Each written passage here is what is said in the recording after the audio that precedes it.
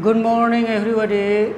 Today in this class we shall study about the classification of matter on the basis of chemical composition or chemical constitution.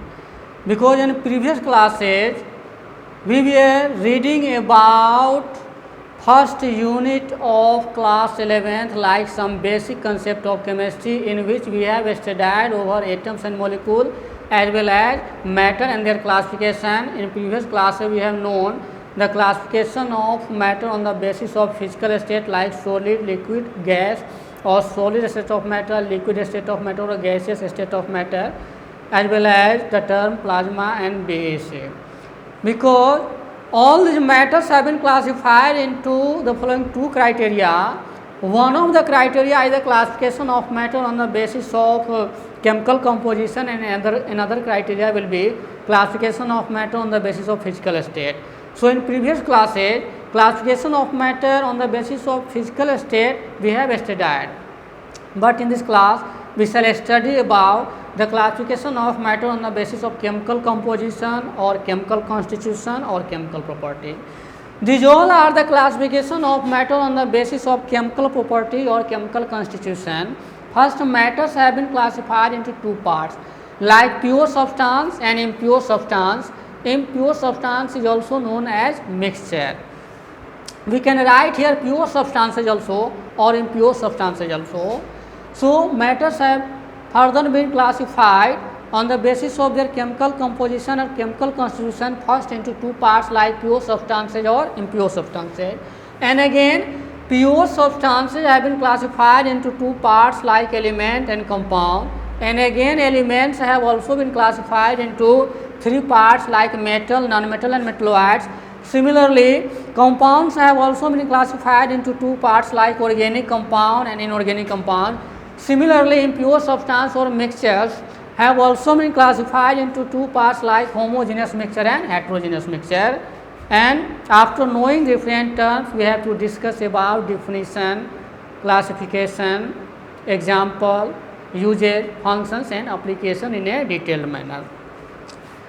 Pure substances are those which have fixed chemical composition, and the example will be all these elements and all the compounds are generally known as pure substances like hydrogen, oxygen, nitrogen, water, carbon dioxide. These all are the pure substances because they all have the fixed chemical composition. In case of a compound, we take an example, water is a compound which is formed by the combination of hydrogen and oxygen in a definite ratio 1:8. This is the pure substance because it has a fixed chemical composition. And the total number of elements have been given in the periodic table, 118 elements. These all are the pure substances, and millions of compound either organic or inorganic are pure substances. So we can again say in a line that all the elements and all the compounds are pure substances, and pure substances are those which have a fixed chemical composition, and all the elements and all the compounds have their fixed chemical composition. That is why they are the pure substances. And further, pure substances have been classified into two parts. First is element, another is compound. Over going through them, we have to write the definition of pure substance. What pure substance is?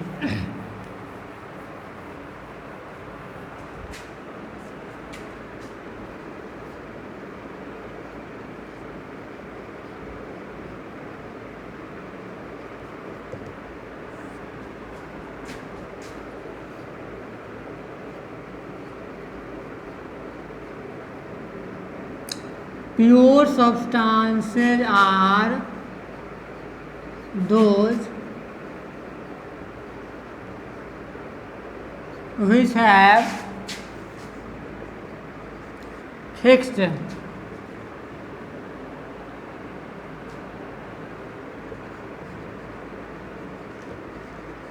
chemical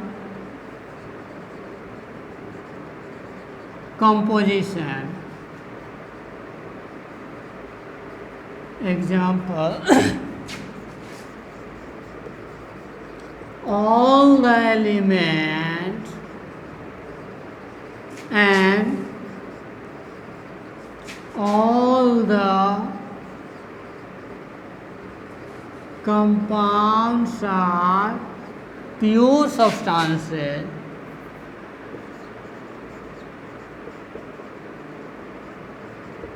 All the elements and all the compounds are pure substances. These are the example of pure substance. Again, we can say that pure substances are those which have fixed chemical composition, and every element and every compound have their fixed chemical composition. That is why they are pure substances. And further, pure substances have been classified into two parts. One of the part is element, another part is compound. These are the classification of pure substance, and pure substances have been classified into two parts like element and compound. A is the element. So we can write the definition of an element in this way. An element is the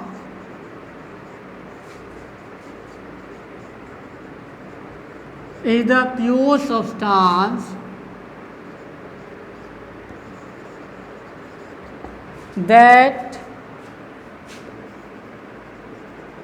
cannot be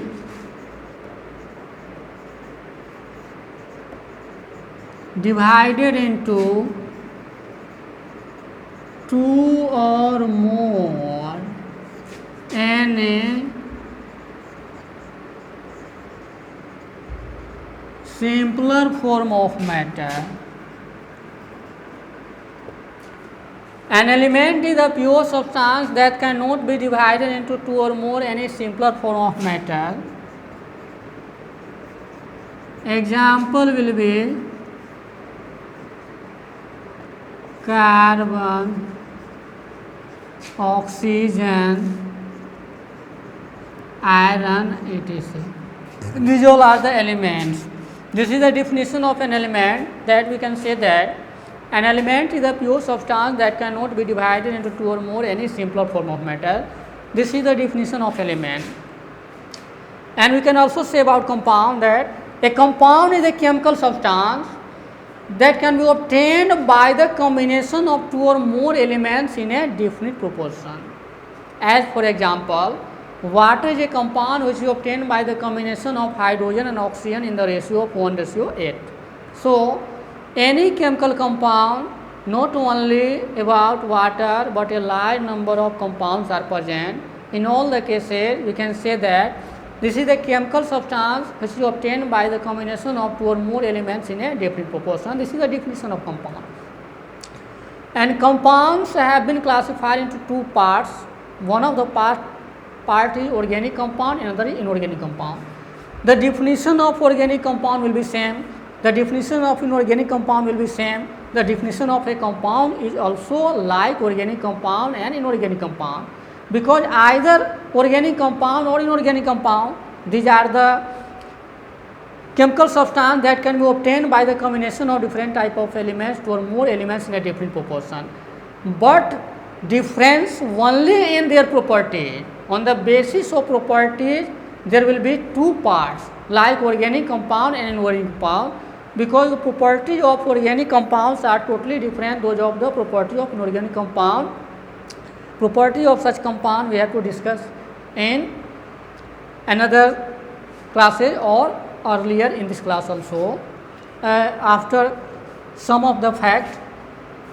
So we can discuss about them in detailed manner. First, we have to classify different types of elements. Elements are large in number. We have given 118 elements in the periodic table. These all elements have been classified on the basis of their properties into three different parts like metal, non-metal and metalloid. So first we have to discuss about the classification of elements. What are the definitions of metal, non-metal and metalloids, and what are differences. So we have different types of elements like metal, non-metal and metalloid, and we can write the definition of metal, non-metal and metalloids.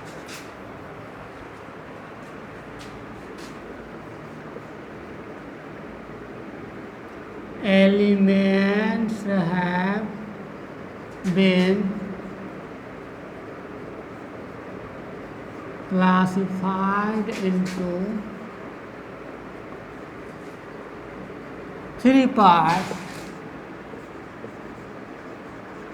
First is metal, second is non-metal, third is metalloid. First is metal. We can define these three terms in different ways. Metals are those elements which are good conductor of heat and electricity and electropositive in nature, like iron, cobalt, nickel, sodium, potassium. These all are the metals.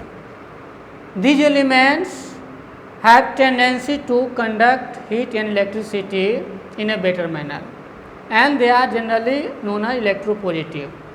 Electropositive means a certain element has tendency to lose the electron, and any element which has tendency to lose the electron, such elements are generally considered as electropositive. Electropositive means the tendency of an element to lose electron, and any element which has tendency to lose electron gains positive charge. That is why this is called electropositive character of such element. So metals are electropositive in nature and non-metals are electronegative in nature. So we can define the term non-metal just opposite to metal, that non-metals are those elements which are bad conductor of heat and electricity and electronegative is nature. Bad conductor of heat and electricity means they have no tendency to flow electron whenever we have to pass electricity from one end another end. The flow of electron will not occur. These are the elements like carbon, hydrogen, nitrogen, etc. And third is the metalloids. It is also known as semi-metal.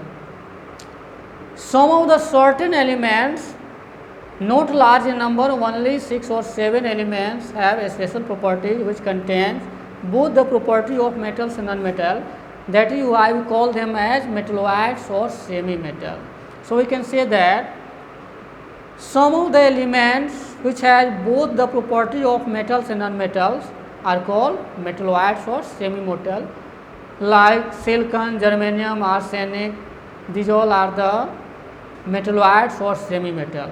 These are the definitions of metal, non-metal and metalloid. So we can again say that the elements which are good conductor of heat and electricity and electropositive in nature are called metals.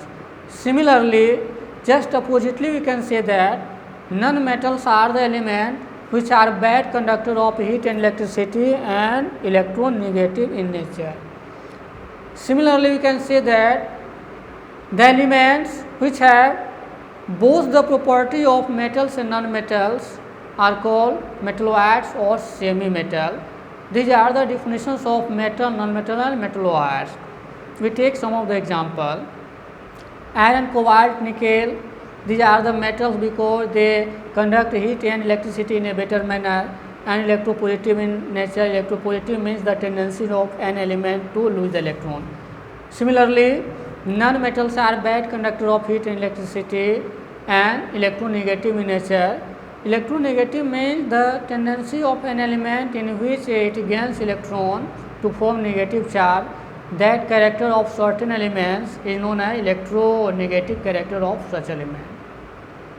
These are the definitions of metal, non-metal and metalloid. So we have to see that students will have right to write the definition as well. Not everything can be understandable. So we have to write the definition of any substance in a systematic manner, and it is our right to learn in the class how to write the definition of anything, because at present time only certain students are able to write the definition in a simple manner, systematic manner, in a right form, and this is some of the fact that we can say that students are able to write any type of definition in a right manner, and it is their right. So we can write the definition of metal.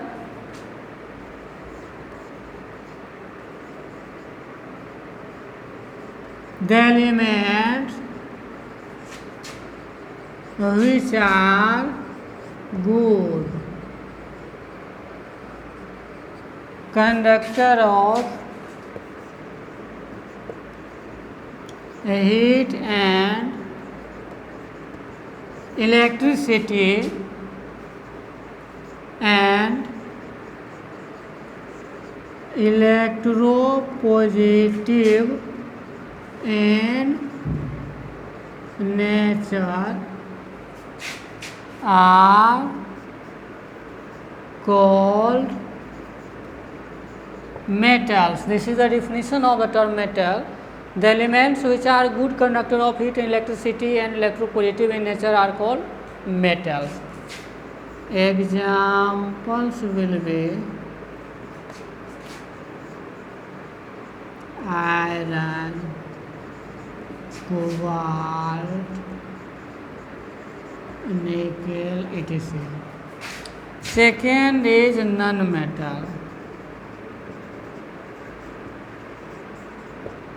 Just oppositely we can say that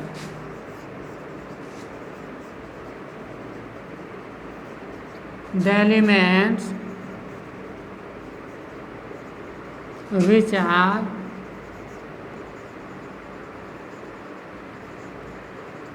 bad conductor of heat and electricity and electronegative in nature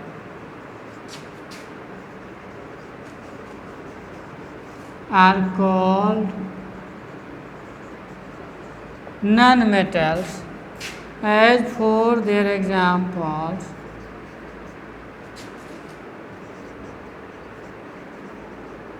oxygen, chlorine, bromine, etc. These are the definitions of metal and non-metal. We can say that about non-metal, the elements which are bad conductor of heat and electricity and electronegative in nature are called non-metal. Similarly, we can write the definition of metalloid also. Third is metalloid or semi-metal.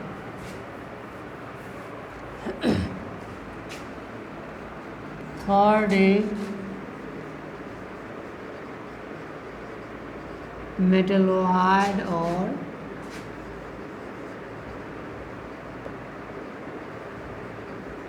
semi-metal.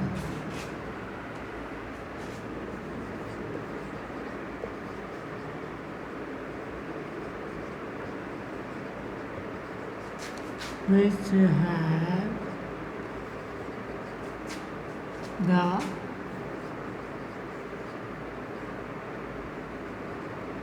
properties of both the metal and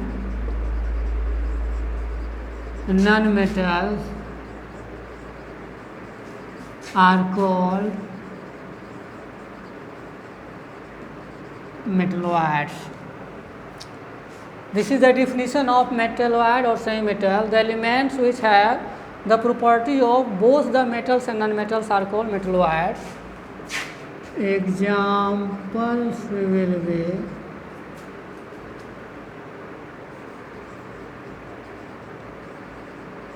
silicon, arsenic, germanium, etc. These are the metalloids.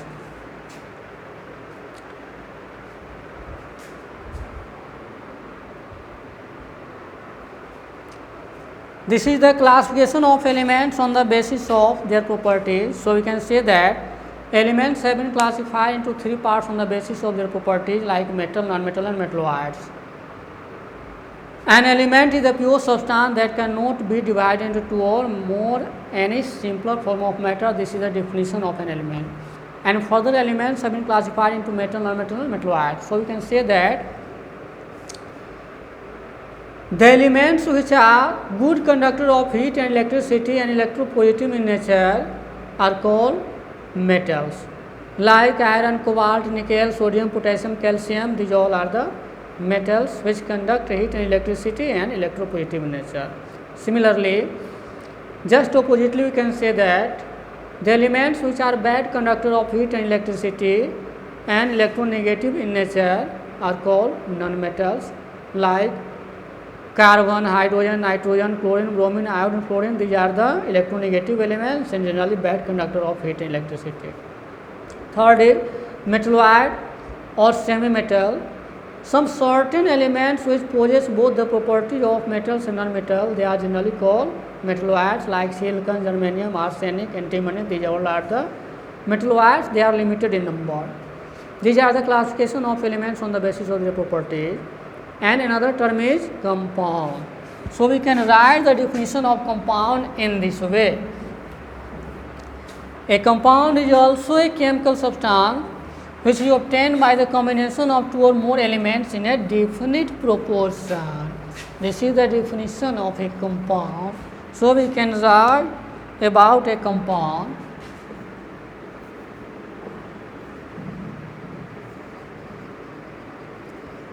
Compound.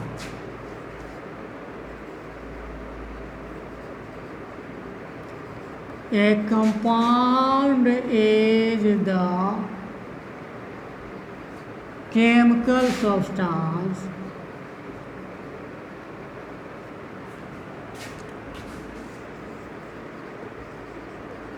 which is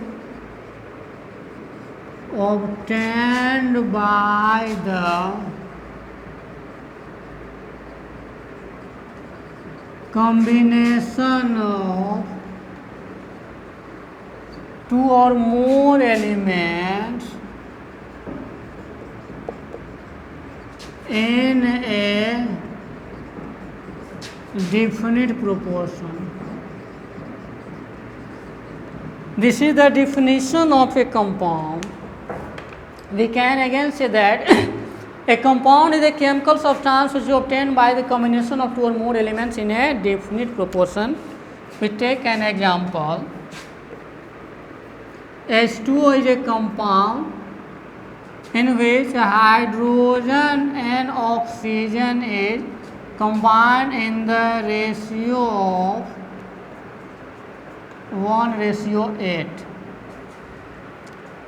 Hydrogen has 1 unit of atomic mass and oxygen has 16 unit of atomic mass. So 2:16 will be equal to 1:8. So we can obtain water from any source. The ratio of hydrogen and oxygen will be 1:8. So we can say that water is a special type of compound. In case of another example, CO2 is also a compound. So 12 parts of carbon combines with 32 parts of oxygen. Atomic mass of oxygen is 16 units, so 2 atoms of oxygen will constitute 32 units. So we have 3:8. So we have to obtain carbon dioxide gas from any source. We have 3:8. This is the fixed ratio in case of carbon dioxide. So you can say that a compound is a chemical substance which is obtained by the combination of two or more elements in definite proportion. This is the definition of a compound. And further, compounds have also been classified into two parts, like organic compounds and inorganic compound. The definition of organic compound as well as inorganic compound will be same. because both are the classification of compound, so the definition of compound will be same. Only difference in their properties of organic compounds are totally different those of the property of organic compound, but the definition will be same because both are the chemical substances that can be obtained by the combination of two or more elements in a different proportion. In order to understand organic and inorganic compound, we have to discuss some of the properties. The properties of organic compounds are totally different those of the inorganic compound because first we have to know the formation of organic and inorganic compound. First difference is organic compounds can be obtained by the combination of certain number of elements like carbon, hydrogen, oxygen, nitrogen, chlorine, bromine, iodine, fluorine, phosphorus. These are the certain number of elements. By these elements, formation of organic compound depends. But in case of inorganic compound, all known elements can take part. These are the main basic differences. 99% of organic compounds are insoluble in water, but this is not applicable in case of organic compound. The probability of isomerism is maximum in case of organic compound, but minimum in case of inorganic compound. Only certain coordination compounds can exhibit isomerism and the phenomenon of isomerism. So, the melting point and boiling point of organic compounds are low as compared to melting point and boiling point of inorganic compound, because the melting point and boiling compounds of inorganic compounds are very high due to presence of electrovalent bond in them. But in case of organic compound, covalent bonds are present, so this is the weaker bond as compared to electrovalent bond or ionic bond. These are certain differences between organic compound and inorganic compound. There are so many differences. All differences we have to explain. It takes a long interval of time. So we can have to write the definition of another terms also. This is the definition of a compound. Another is the mixtures. We have already discussed that pure substances have been matters have been classified on the basis of their chemical composition or chemical constitution into two parts, like pure substances and impure substances. So element, compound, metal, non-metal, metalloids are the pure substances. And another is the impure substance or mixture. We can say that impure substances are those that can be obtained by the combination of two or more type of elements or compound in any proportion. This is the definition of a mixture or impure substance. And further, impure substances have been classified into two parts, like homogeneous mixture and heterogeneous mixture. In case of homogeneous mixture, we can say that the mixture in which the particles of the components are completely mixed throughout the system, that is called a homogeneous mixture. As for example, we have the mixture of water and sugar, water and salt. We see that the particles of sugar and salt are completely mixed throughout the system. So this is the homogeneous mixture. In case of heterogeneous mixture, the particles of components are not completely mixed throughout the system. So we call it as heterogeneous mixture. These are the two types of mixture which have been classified on the basis of their property. So these all are the classification of matters on the basis of chemical composition or chemical constitution or chemical property, we can also say. And these are the definitions of different terms. And we have to discuss about the differences between a compound and a mixture also. So some of the differences are present between a compound and a mixture. We have also know about it. We can say that a compound is a chemical substance that can be obtained by the combination of two or more elements in a different proportion. But in case of a mixture, we can say that A mixture is a substance that can be obtained by the combination of two or more elements or compound in any proportion. This is the main basic difference between a compound and a mixture. Another difference will be the component of a compound can be separated by using a chemical process, but the component of a mixture can be separated by any physical process. This is the another difference.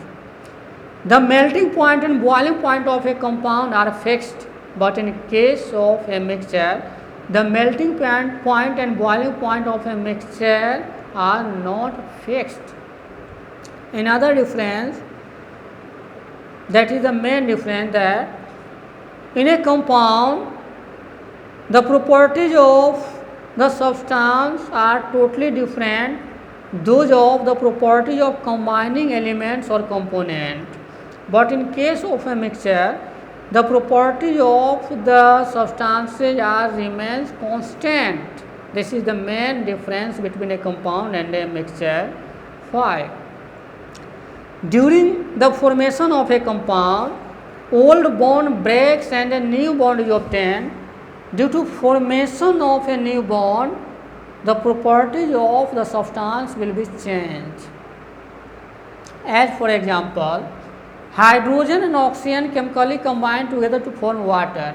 So the properties of water are totally different those of the properties of hydrogen and oxygen, because the old bond present in hydrogen and oxygen breaks and a new bond is obtained in case of water, so the totally property will be changed.